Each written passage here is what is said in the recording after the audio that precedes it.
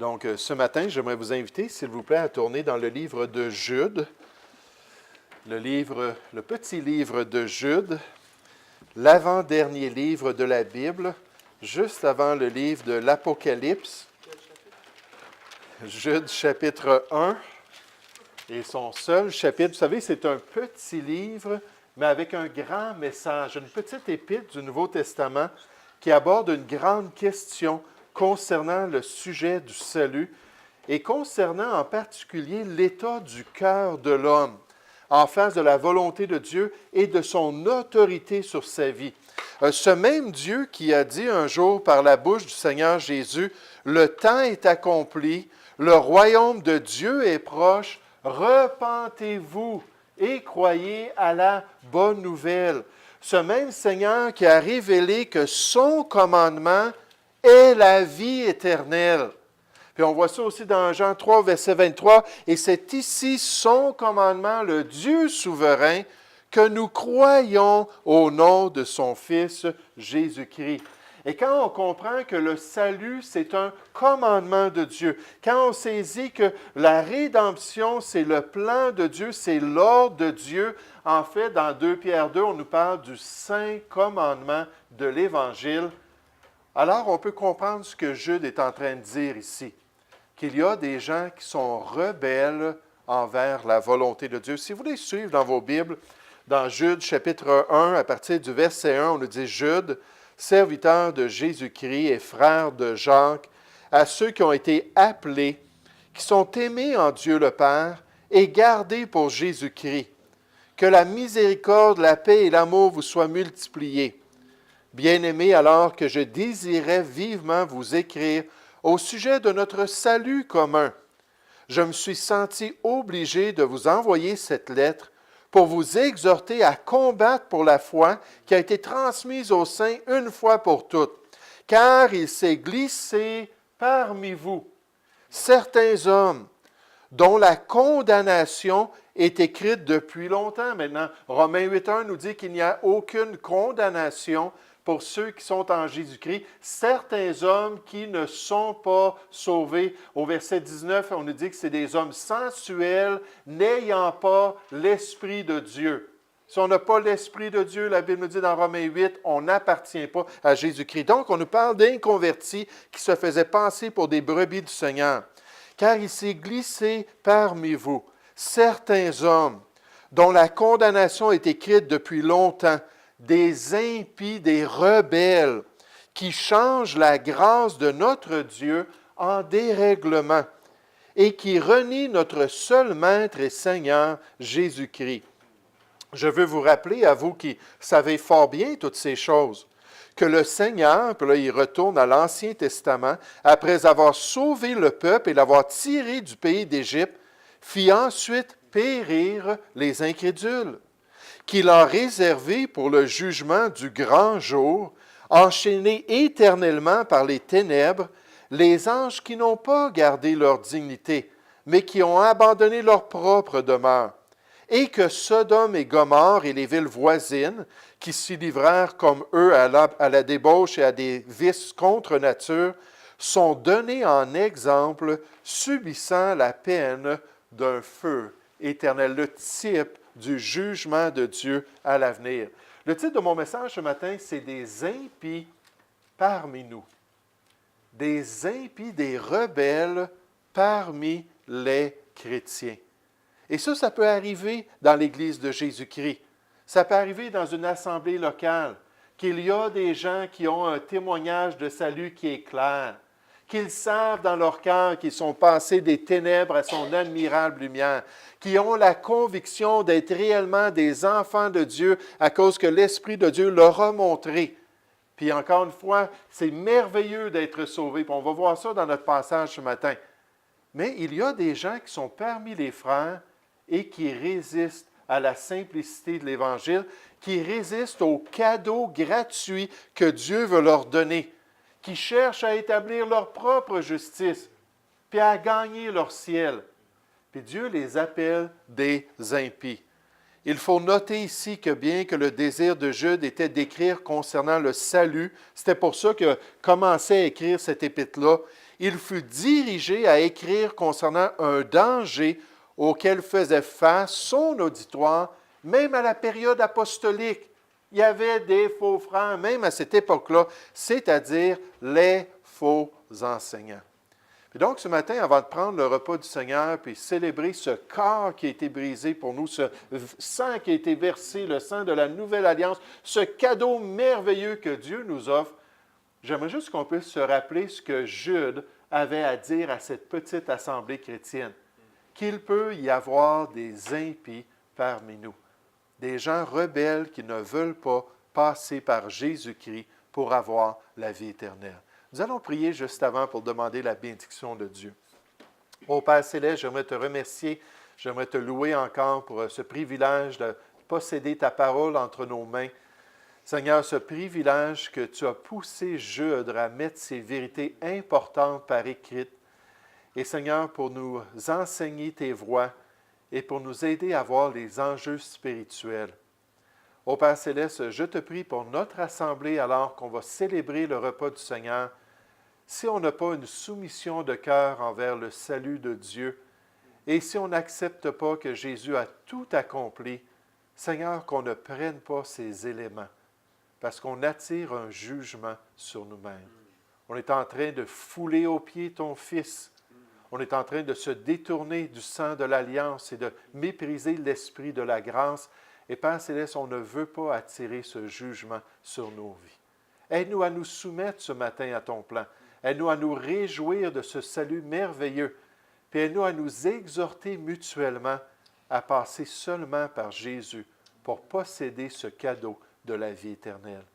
Ô Père Céleste, je te prie que ton Saint-Esprit puisse accomplir cette œuvre de conviction dans le cœur des jeunes et des moins jeunes concernant ce besoin d'être sauvés aujourd'hui, parce que c'est aujourd'hui le jour du salut.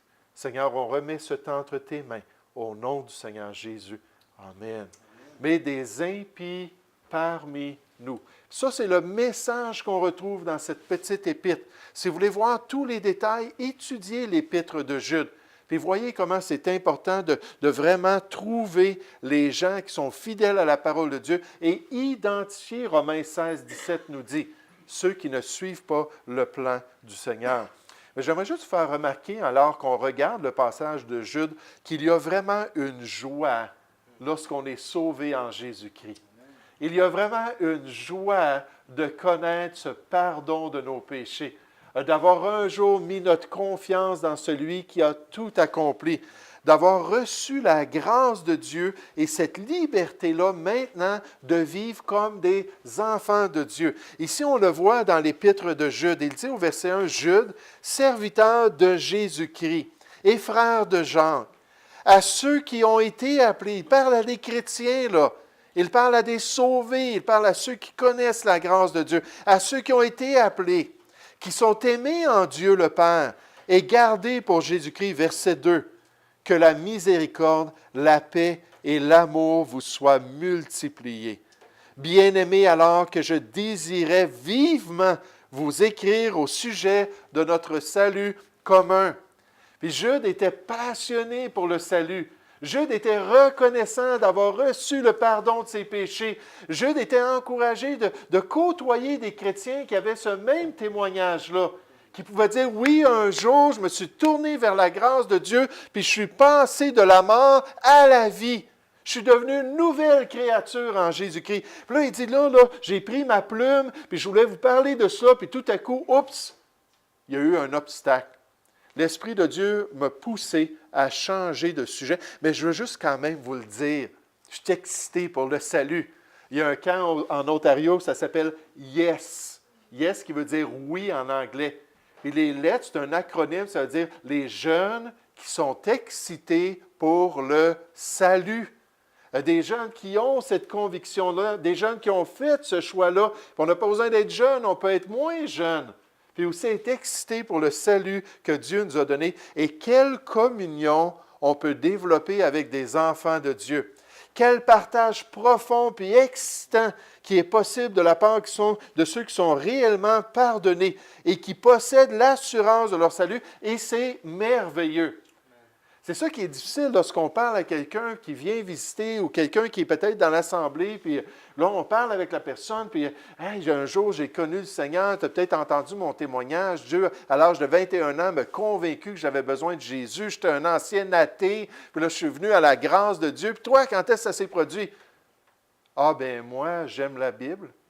Oh, oui, moi aussi, j'aime la Bible, mais quand est-ce que ça s'est produit dans ta vie? Moi, ben, mes parents m'ont amené à l'église depuis ma jeunesse. Oui, oui, oui, je comprends quel privilège d'avoir des parents chrétiens. Quand est-ce que ça s'est produit dans ta vie? Puis là, plus qu'on pose des questions, plus que ça devient évident, il n'y en a jamais eu d'expérience. Il n'y en a jamais eu de nouvelle naissance. Il n'y a jamais eu ce temps-là où l'enfant s'est tourné vers Jésus, puis a mis sa foi, où l'enfant, qui est peut-être un adulte, on en trouve de tous les âges. Mais quelle grâce qu'on dit à la personne, « Ah oui, je m'en souviens. » Pas la date exacte, mais je sais que c'est environ vers l'âge de 25 ans. Quelqu'un m'a parlé de l'amour de Jésus, ça a transformé ma vie. Et ça produit toute une communion.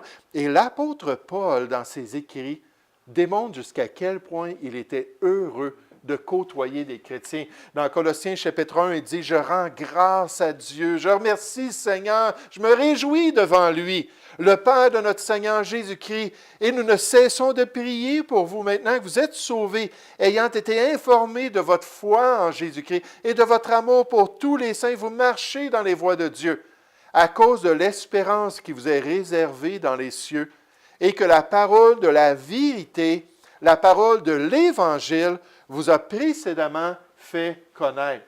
Vous avez entendu la bonne nouvelle.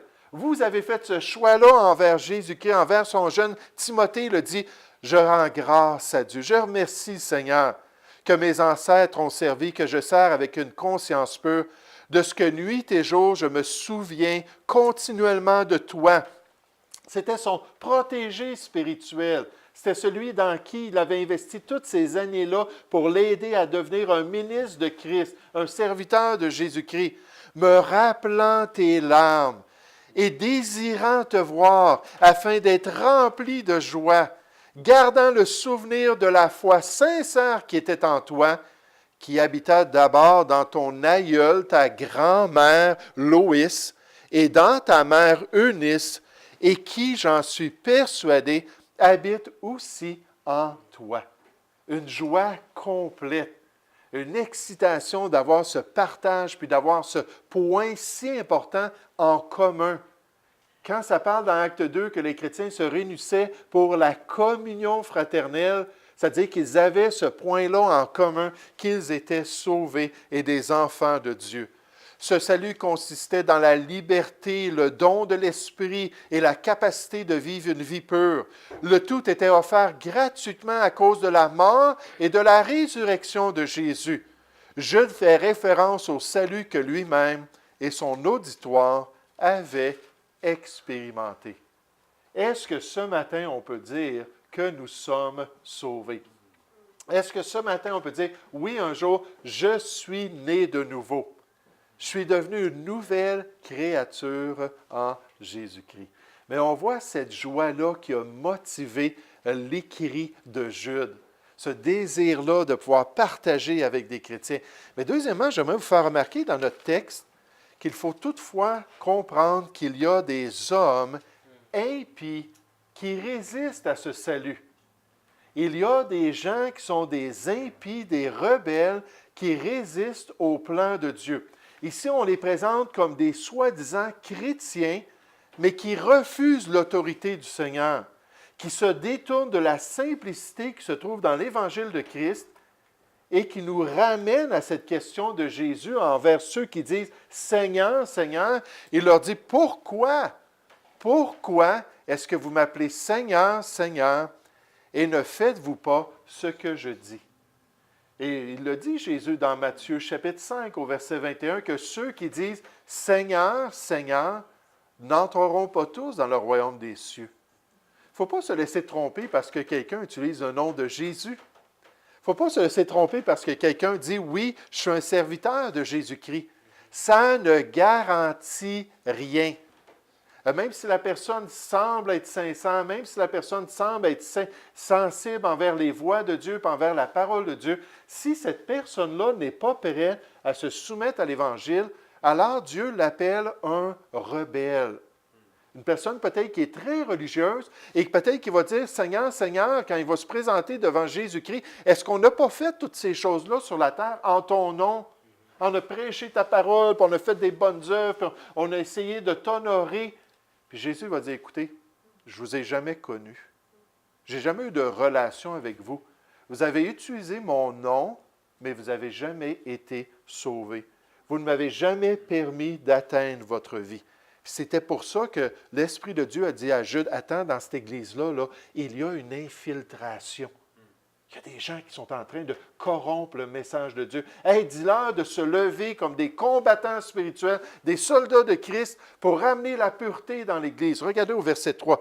Bien-aimés, alors que je désirais vivement vous écrire au sujet de notre salut commun, je me suis senti obligé, c'était l'Esprit qui agissait, de vous envoyer cette lettre pour vous exhorter, vous encourager à combattre pour la foi qui a été transmise aux saints une fois pour toutes. Car il s'est glissé parmi vous, parmi les vraies brebis du Seigneur, certains hommes dont la condamnation est écrite depuis longtemps, des impies, des rebelles.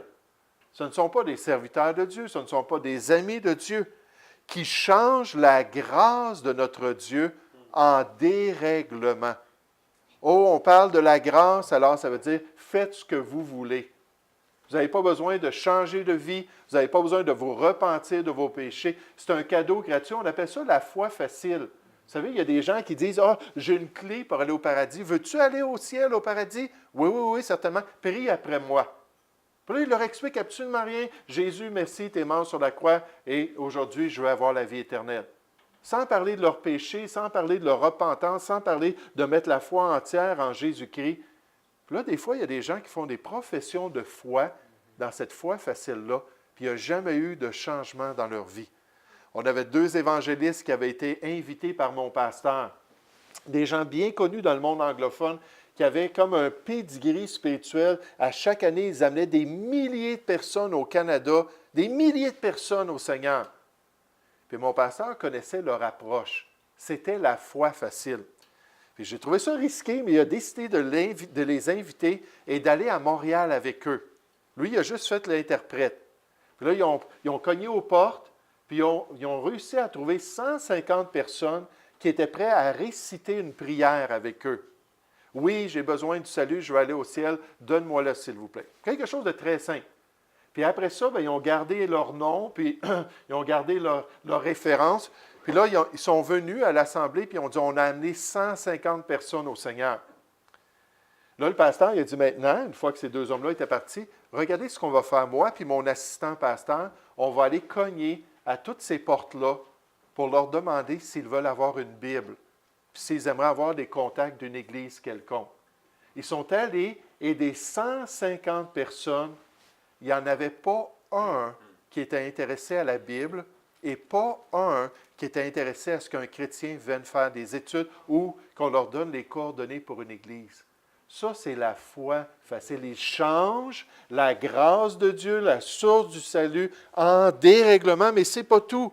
On nous dit, et qui renie notre seul Maître et Seigneur Jésus-Christ. Il s'élève contre l'autorité de Dieu. Il s'élève contre le plan du salut en Jésus-Christ. Et j'aimerais vous dire, la religion qu'on appelle chrétienne aujourd'hui, ou la chrétienté, il y a un bon segment de la chrétienté que c'est seulement une religion. Il n'y a pas de relation avec Dieu.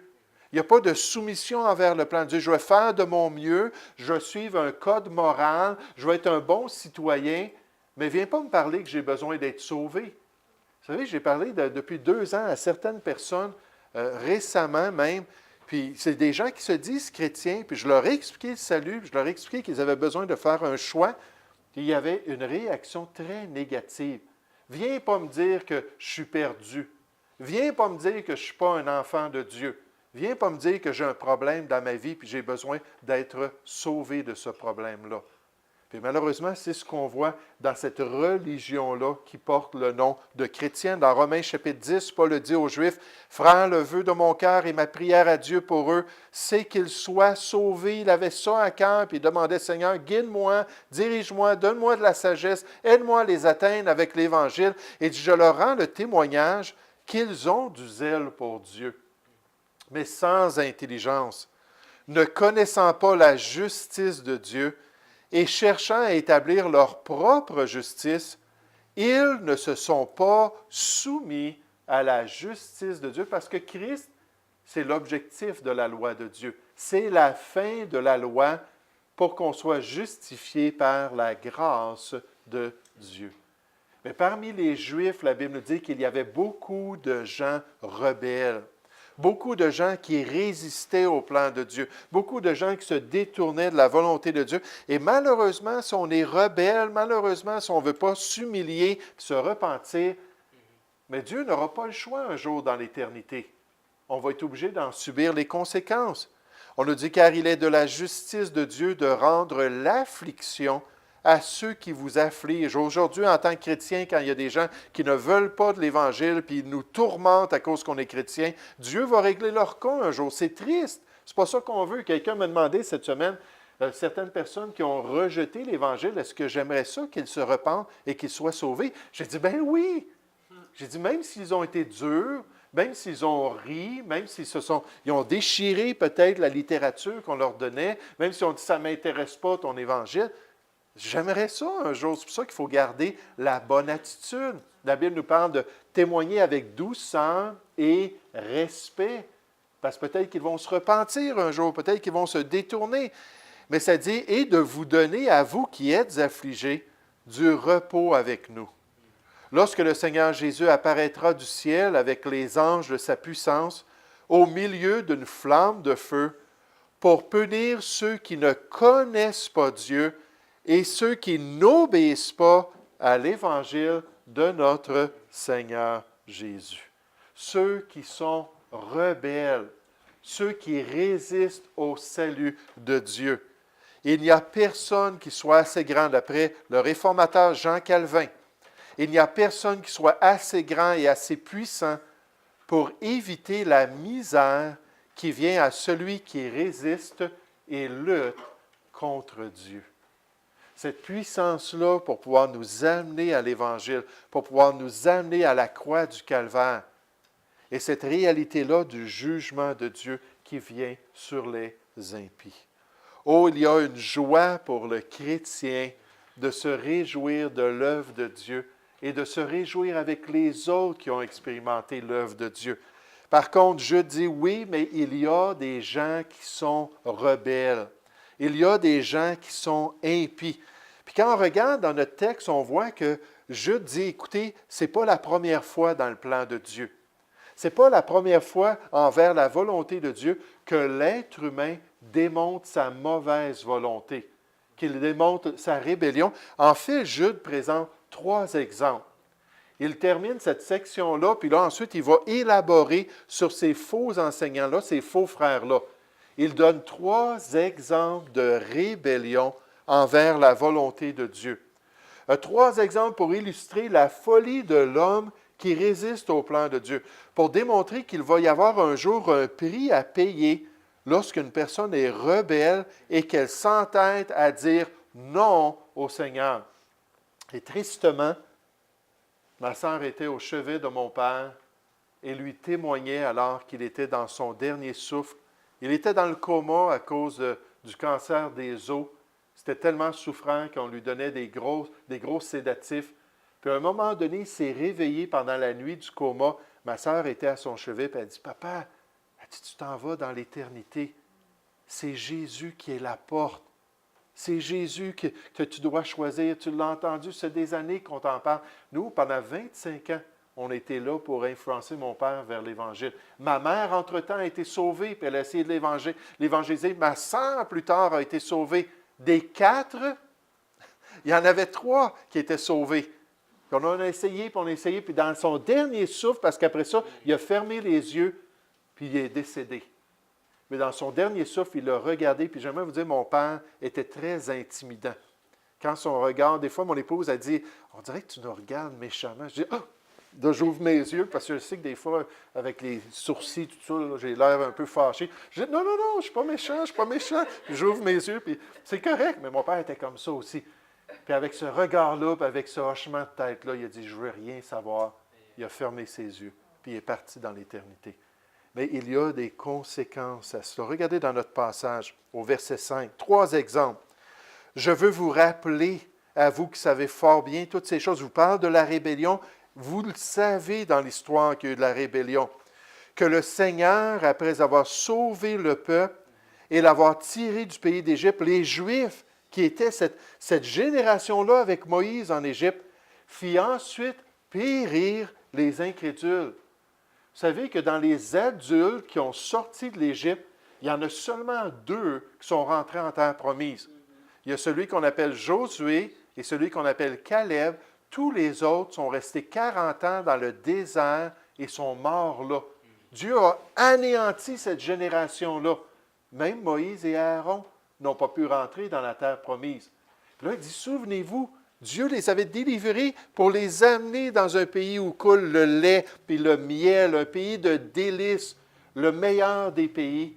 Puis ils n'ont pas voulu rentrer en terre promise. Puis Dieu a dû les juger à cause de ça. Verset 6.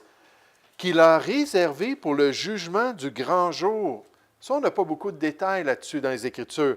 Enchaînés éternellement par les ténèbres, les anges qui n'ont pas gardé leur dignité, mais qui ont abandonné leur propre demeure. On sait que Lucifer s'est détourné pour devenir le diable. Et il y a certains passages qui semblent dire qu'il y a 1/3 des créatures célestes, des anges, qui se sont joints à sa rébellion.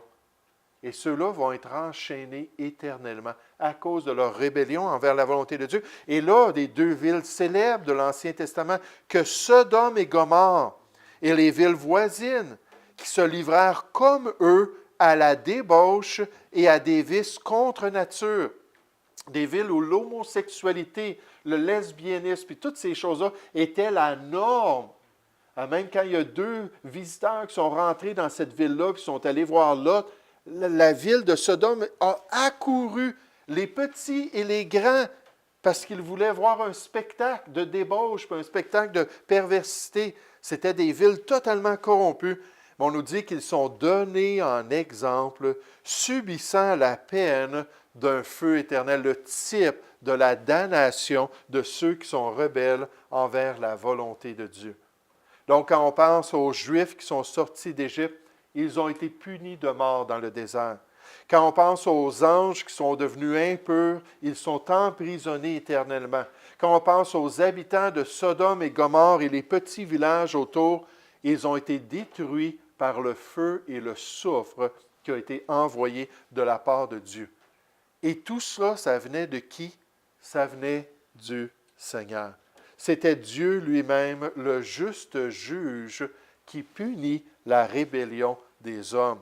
Dans Hébreux chapitre 10, on nous dit « Car si nous péchons volontairement, après avoir été sauvés, non. Après avoir reçu la connaissance de la vérité, si on se détourne de l'Évangile, si on rejette ce que Jésus a fait pour nous, il ne reste plus de sacrifice pour les péchés. Il n'y a pas l'option B dans le plan de Dieu. Il n'y a pas un autre moyen, mais une attente terrible du jugement et de l'ardeur d'un feu qui dévorera les rebelles ou les impies. Celui qui a violé la loi de Moïse meurt sans miséricorde sur la déposition de 2 ou 3 témoins. De quel pire châtiment pensez-vous que sera jugé digne celui qui aura foulé aux pieds le Fils de Dieu, qui aura tenu pour profane le sang de l'alliance par lequel il a été sanctifié et qui aura outragé l'Esprit de la grâce?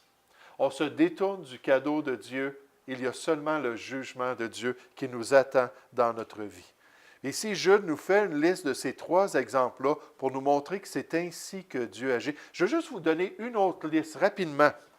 Dans 2 Pierre chapitre 2, ça dit « Car si Dieu n'a pas épargné les anges qui ont péché, encore ces mêmes anges-là qui se sont détournés du plan de Dieu, mais s'il les a précipités dans les abîmes des ténèbres et les réserve pour le jugement, s'il n'a pas épargné l'ancien monde en parlant du monde avant le déluge, mais s'il a sauvé 8 personnes, dont Noé, ce prédicateur de la justice, lorsqu'il fit venir un déluge sur un monde d'impies. 8 personnes, peut-être sur des millions de personnes qui habitaient sur la planète Terre, qui sont décédées à cause de ce déluge-là. S'il a condamné à la destruction et réduit en cendres les villes de Sodome et Gomorrhe, encore une fois, les donnant comme exemple aux impies à venir. Parce que Dieu est bon, puis Dieu est amour, puis Dieu est miséricorde. Mais à un moment donné, il y a des limites. Il nous ordonne d'être sauvés. On a vu que c'est son commandement, la vie éternelle. Il ne veut pas qu'on désobéisse à son plan. Il veut qu'on se soumette à sa volonté. Un auteur a dit, « Je enseigne dans ce passage que les hérétiques méritaient de recevoir le jugement divin. » Comme les Juifs qui n'avaient pas cru en Dieu dans l'Ancien Testament, comme les anges qui avaient péché, et les villes de Sodome et Gomorrhe qui méritaient le jugement de Dieu. Parce que Dieu n'est pas bonasse. Vous savez, il y a des parents qui essaient de toujours être positifs avec les enfants. Je me souviens, dans un cours, il disait, pour chaque critique, donnez 3 compliments. Essayez de vous discipliner à être très positif dans l'éducation de vos enfants. Puis ça, c'est merveilleux. Moi, ayant été élevé par des parents très pessimistes, ce n'était pas naturel pour moi de voir les côtés positifs, puis de vraiment m'efforcer, de dire « Hey, ça, c'est bien ce que tu as fait », puis ainsi de suite. Mais Dieu travaillait, puis Dieu nous enseignait ces choses-là. Mais malheureusement, il y a des parents que c'est juste ça qu'ils font. Ils ne veulent jamais reprendre leurs enfants. Un peu comme David avec Amnon. Hein, il n'avait jamais dit des choses négatives. Il n'avait jamais repris son fils. Puis ça, ce n'est pas très, très bon parce qu'il faut comprendre que l'autorité parentale, c'est un reflet de l'autorité de Dieu. Et si les enfants voient qu'il n'y a pas de conséquences sur leur choix, ils vont penser que c'est la même chose avec Dieu. C'est pas grave, je me livre au péché. C'est pas grave, je suis les penchants de mon cœur. Je me détourne des commandements de Dieu. Puis l'Évangile, peut-être vers la fin de ma vie, j'y penserai. Mais vous savez, on accumule un jugement sur nous-mêmes. Quelle joie d'être un chrétien. On va célébrer cela avec le repas du Seigneur. Quelle joie d'être un enfant de Dieu. Malheureusement, ce n'est pas tous qui ont cette joie-là. Et il y en a qui ne veulent rien savoir de la paix de Dieu qui est donnée en Jésus-Christ. Et je te fais juste rappeler qu'il n'y a rien de nouveau sous le soleil. Dans l'histoire de l'homme, ça s'est produit à maintes et maintes reprises. L'être humain qui se détourne de Dieu. Puis j'espère qu'on ne dira pas un jour dans notre assemblée qu'il y a des impies parmi nous. Puis qu'on va tous apprendre à se soumettre au plan de Dieu en Jésus-Christ. Nous allons prier ensemble. Père Céleste, merci encore pour ta parole. Merci que la foi vient de ce qu'on entend. Et c'est certain, Seigneur, qu'on a entendu concernant l'œuvre du Seigneur Jésus-Christ, concernant le sacrifice qui a été parfaitement achevé et ce salut éternel qui nous est offert gratuitement. Comme le Seigneur Jésus le dit à la foule qui l'écoutait, si quelqu'un a soif, qu'il vienne à moi et qu'il boive. Et quelle joie de s'être abreuvé un jour au salut en Jésus-Christ. Quelle joie, Seigneur, d'avoir débuté cette relation avec toi, d'être passé peut-être de la religion humaine, des efforts personnels, des fausses confiances qu'on pourrait mettre dans toutes sortes d'autres choses, puis de s'être détourné de ces choses pour accepter le plan de Dieu pour notre vie. Et oui, ton commandement, Seigneur, c'est qu'on puisse croire au nom du Seigneur Jésus-Christ, qu'on puisse invoquer son nom, qu'on puisse le recevoir dans notre vie, qu'on puisse expérimenter cette nouvelle vie-là qui se trouve en Jésus-Christ.